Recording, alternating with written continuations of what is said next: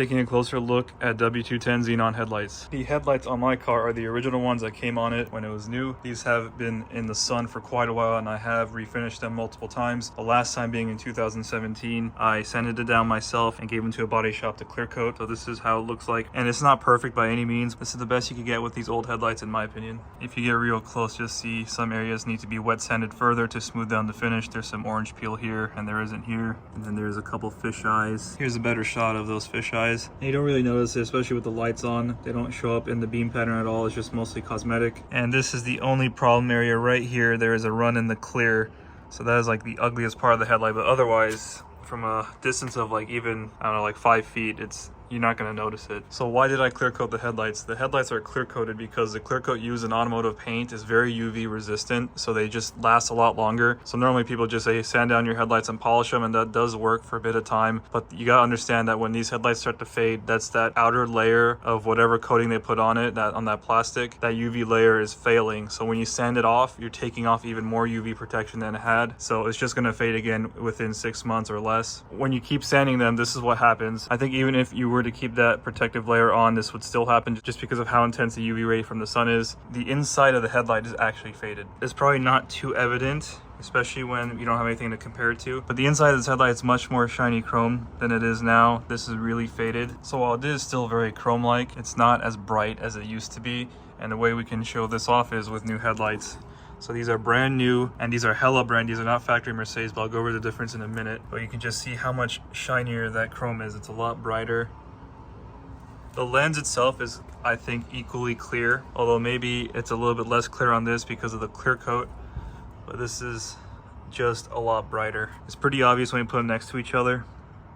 Well, maybe not so obvious. You can see that one almost still looks yellow because of the insides, and I can assure you it's not the lens. The lens is clear. Another reason why this could look different is just the way that clear coat reflects light. All that yellow you're seeing is probably from that building over there because it's not exactly white either.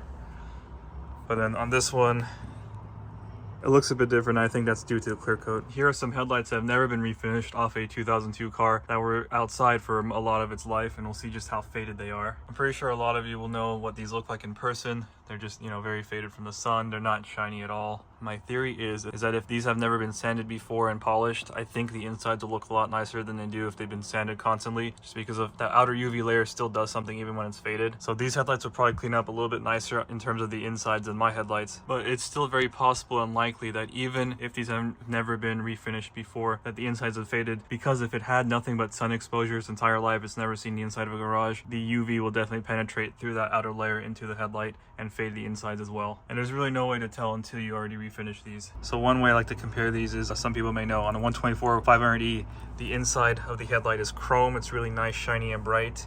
And then a standard one is just painted silver. This is almost that same effect just because of how dull it looks. It really does look more silver than faded yellow out in the sunlight. Right now in the garage, it's a little bit more exaggerated on how yellow it looks, especially on video. This actually looks pretty nice in person. Most people think these are new, but then actual new ones just look so much different. And in case anyone didn't understand the reference to the 124 500E headlights, here they are. These are rather the E500 because they're facelift. If you look inside, the inside is chrome, and it's a nice clear lens, but on a standard 124 the inside is just painted silver all throughout. So the only thing that's chrome is the inside actual reflector on both sides, but then everything else is painted silver, and of course it looks more dull that way, but the extra chrome really reflects light a lot better and just makes it look a lot shinier and brighter.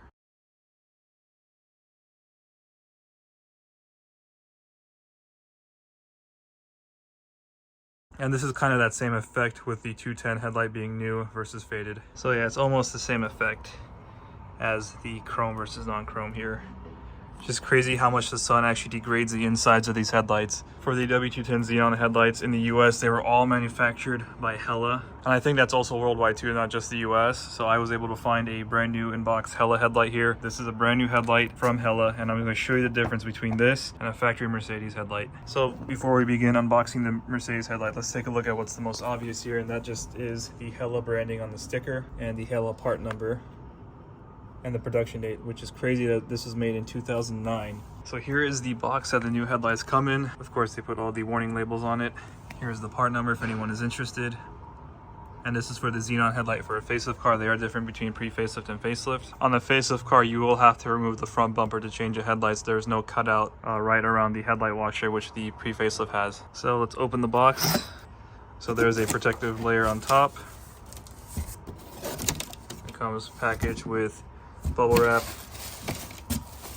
and there it is. So here they are, a brand new Mercedes factory headlight on the left and a Hella OEM on the right. So if you look at them side by side, there is like no differences between them, and that is true. There is zero difference between them. The only difference you're gonna see is right here on the sticker. One has a Hella sticker, one has a Mercedes sticker, which also still has the Hella branding on it. An interesting thing to see is that this is made in the Czech Republic versus made in Germany, but look at the production date. This is made 2009. The factory headlight was made 7 years later in the Czech Republic. I think this is just how they move their manufacturing facilities over for production costs, and unfortunately now I think they've stopped production on these headlights. From the front part of the headlight, there's no Mercedes markings on it anywhere. Lens or the plastics, they're both actually identical. There's only a Hella here and a Hella right here on both of them.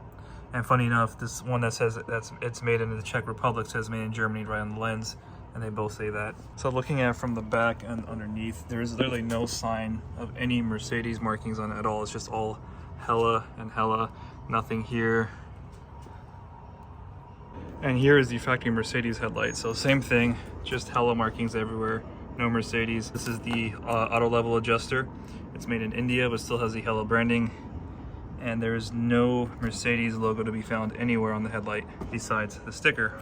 The only difference I was able to see is this marking right here. I don't even know what that means, but this is something that the factory headlight has that the Hella light does not have. So the headlights are identical to each other in every way that functions and looks besides that sticker and that one little marking. And it makes sense. Hella is the manufacturer of the Mercedes headlight, so it makes no difference whether you buy Hella or Mercedes in this instance. So if you do end up buying a brand new headlight assembly, you get everything included with the ballast, the bulbs, the adjuster, everything is here. So the Xenon headlights use an 1156 turn signal, a D2R Xenon bulb, H7 high beam, and for the city light it's H6W. So I have videos on doing LEDs for the city light and the high beam. There's actually not really an elegant solution yet to doing a LED conversion for the Xenons, and the Xenons are actually pretty good, especially if the ballast and bulbs aren't going bad, so I'm going to leave it for right now. And to do an LED turn signal, you'll need to modify something to do with the relay so it doesn't hyper flash. So let's go check out the inside. So on the facelift, these are just twist caps, versus on the pre-facelift it's just the whole door that comes out. See, there's a gasket in there to seal the inside.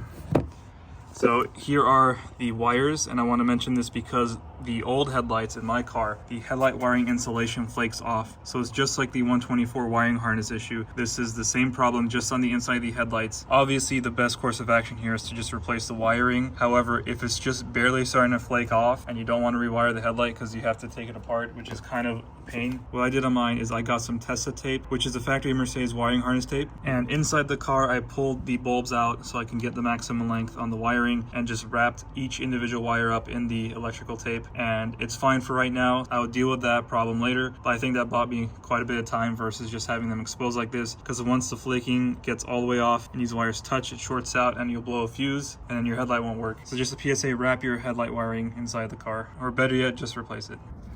No more shorting, wires are wrapped up. This is a good little band-aid repair until you can pull the headlight out and rewire it. So we'll see, here is the H7 bulb and there is the H6W city light. These are the twist bulbs.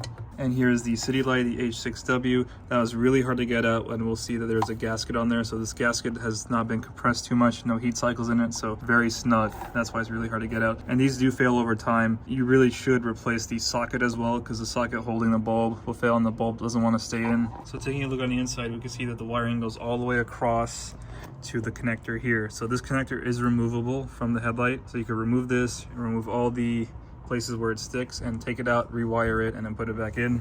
And we'll see this one's a Xenon, so it has the ballast. So there is a power and ground going to the ballast down there. This wire will also start to crumble over time. This is the adjuster for the level. So cars equipped with Xenon headlights from the factory will have a sensor on the control arm to determine the level of the car and adjust the headlight as necessary. So we'll see, that's the adjuster right there. That's the thing that actually pushes the housing inside to adjust the level of the headlight. It looks like on the facelift, this is an improved design. The wires for this were inside the headlight, which were flaking and causing a short. On this one, it looks like it's all integrated here and just plugs into the harness on the car. So this is a much better design than the pre-facelift. On the pre-facelift, you will have to rewire this as well. And another issue I've seen on the pre-facelift is the harness that goes to the ballast will start to flake. It is wrapped in this larger insulation tube, so I think it's just going to be on what's exposed. Gets really messed up. I don't know the internal condition. It could be bad as well. You might actually have to rewire the entire ballast, and that's if the ballast was not damaged with the shorting out. It could have been damaged and you will have to replace it. So here's the Xenon headlight. It's just simple twist off.